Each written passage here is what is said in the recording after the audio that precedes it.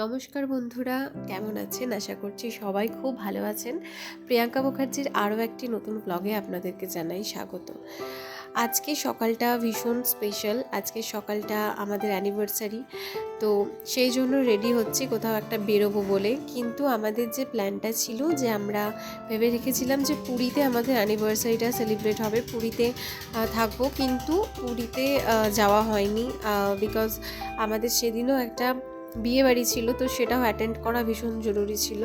তো সেই জন্য পুরী যাওয়াটা হলো না, আরও বিশেষ কিছু কারণে হয়নি। তো সেই জন্য ঠিক করলাম কোথায় যাব চটপটের মধ্যে, আর তারপরে আবার ফিরে এসে আমার অনলাইন ক্লাসও রয়েছে। তো সেই জন্য কোথায় আর যাব, চলো বোলপুর যাই। কোথাও যখন কিছু না পাই তখন বলি চলো বোলপুর যাই। তো সেটাই হয় আর কি। কাছে পিঠের মধ্যে আমাদের এই জায়গাটাই রয়েছে, যেটা ভীষণ সুন্দর, খুব ভালো লাগে। অনেক স্মৃতি জড়িয়ে এটার মধ্যে, তো তার জন্য আমরা এখানে প্রায় বেশিরভাগ সময়ই আসি।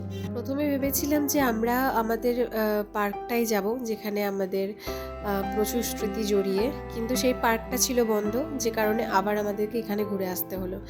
আর এখানে এই কাকুটা ভীষণ ভালো মাখায় আমরা সমস্ত কিছু। আমিও খেয়েছিলাম আমলকি মাখানো, তো এটাও মানে ভীষণ ভালো মাখিয়েছিল এবং ভীষণ পরিমাণে টক ছিল।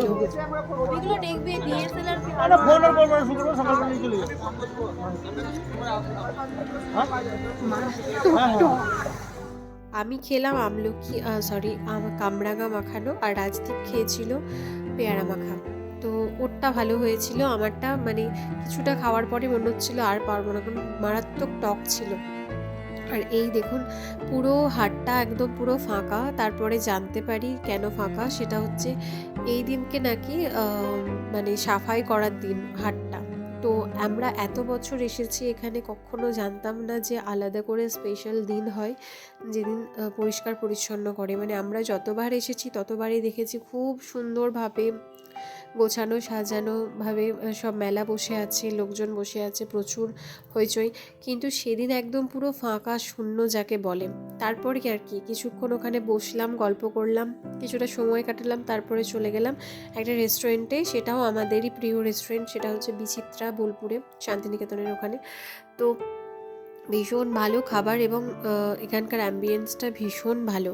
আমরা নিয়েছিলাম ফিশ ফিঙ্গার, আর নিয়েছিলাম মিক্স ফ্রাইড রাইস, আর তার সঙ্গে চিকেন ভর্তাটা তো রুটি নানের সঙ্গে ভালো লাগে, কিন্তু সেদিন ওর খুব ইচ্ছে করছিল যে ওটাই খাবে, তো তার জন্য ওটাই নেওয়া হয়েছিল। আর এখানকার খাবারের কোয়ালিটি সম্পর্কে কোনো কথা হবে না, ভীষণ ভালো।